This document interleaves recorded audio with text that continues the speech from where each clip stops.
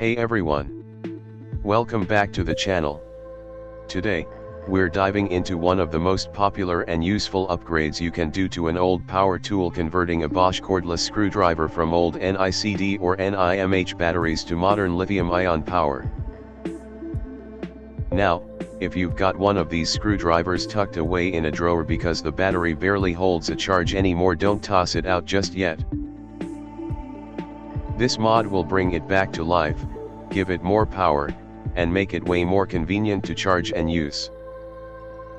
Let's get into it step by step. So first off, I grabbed a handful of 18,650 lithium-ion cells for this project. I had some salvaged ones from old laptops, but if you want better performance and safety, I recommend buying brand new, matched cells for your build. To hold the batteries safely and neatly, I went ahead and 3D printed custom holders. They're designed specifically to fit inside the Bosch case and hold 6 cells in a 3S2P configuration, which means 3 cells in series, 2 in parallel.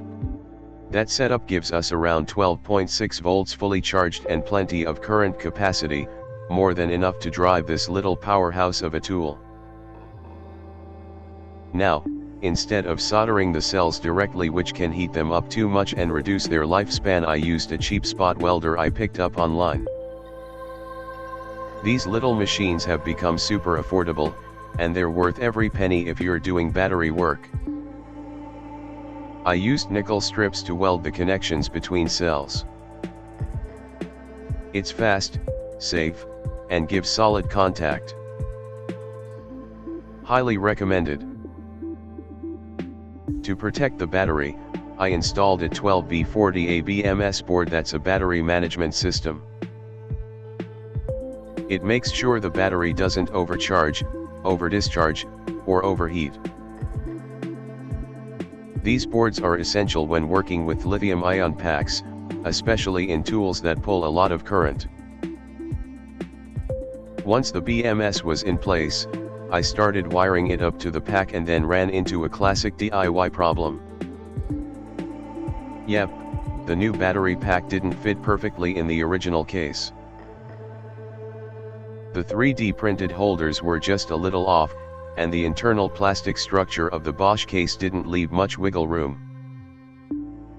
So, I got out the rotary tool and did some trimming both on the printed parts and on the inside of the case. A few test fits later, and finally everything clicked into place. It was tight, but it worked. And honestly, that's one of my favorite parts of projects like this, problem solving on the fly.